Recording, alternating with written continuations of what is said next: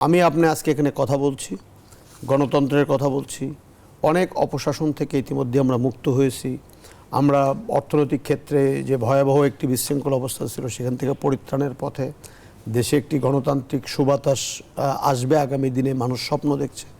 এরকম সময়ে 3 মাস চলে যাওয়ার পরেও এই হাজার হাজার আহত ছাত্ররা বা শত শত আহত ছাত্ররা যে পঙ্গু হাসপাতালে, বা এর আগে আমরা শুনেছি যে চক্ষু ইনস্টিটিউটে চক্ষু হারানো, আমার নিজের শিক্ষার্থী তার চক্ষু একটা নষ্ট হয়ে যাওয়া, এই চিকিৎসা অবহেলা কেন ঘটলো এটি বোধহয় ইমিডিয়েটলি খতিয়ে দেখা দরকার।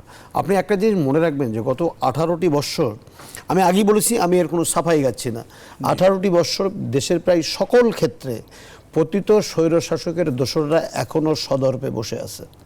তারা কিন্তু বিভিন্নভাবে চাইবে এই সরকারকে বিব্রত করতে। আমার প্রশ্ন হলো, সরকার বিব্রত হবেন কেন? এটি আমার মূল কথা। এই যে চিকিৎসা হলো না বা উপদেষ্টা মহোদয় ওখানে গেছেন, এরকম একটি পরিস্থিতি তৈরি হলো, এটি নিয়ে নিশ্চয়ই সরকার কাজ করবেন।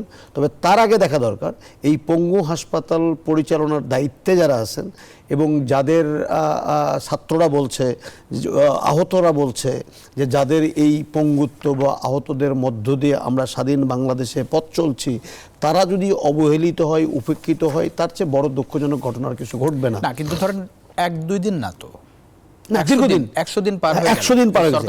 এখন আমার শুরুর দিকে প্রথম প্রায়োরিটি এটা ছিল, একটা বিচার, 2 নম্বর আহতদের চিকিৎসা, পুনর্বাসন। সেই জায়গায় দেখেন এখানে তো এক ধরনের বিক্ষুব্ধ হওয়ার মতো কারণ আছে বলে তো আমরা দেখছি। এখন আমার যেটা বক্তব্য, যে এই ঘটনাটি ঘটলো, স্বাস্থ্য উপদেষ্টা বা সরকার, স্বাস্থ্য উপদেষ্টা নিঃসন্দেহে রেসপন্সিবল বা এই সরকার রেসপন্সিবল, দায়িত্বশীল। এই সরকারের প্রধান কিন্তু সবসময় একটা কথা বলার চেষ্টা করেন যে এই ছাত্রদের মধ্য দিয়ে আজকের এই দ্বিতীয় বিপ্লব, তিনি বলেছেন। তাহলে এই যে এতদিন চিকিৎসা হলো না, এটা সরকারের মন্ত্রণালয়ের অগোচরে যদি থেকে থাকে সেটা একরকমের কথা।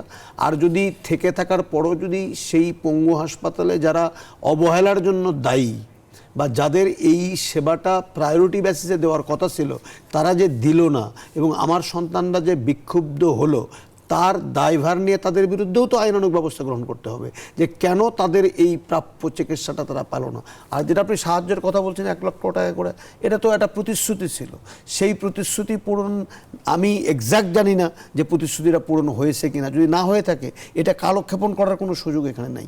তবে স্বাস্থ্যক্ষেত্রে গত 14টি বৎসর যে ভয়াবহ অবস্থা আপনি দেখেছেন কোভিডের পরে থেকে, যে আমরা স্বাস্থ্যক্ষেত্রে এত হাজার হাজার কোটি টাকার বাজেট, কিন্তু আমাদের মন্ত্রী মিনিস্টাররা বা এমপিরা, বড় বড় লোকেরা, তারা আমার দেশে চিকিৎসা করেন না, তারা চিকিৎসা করতে বাহিরে যান।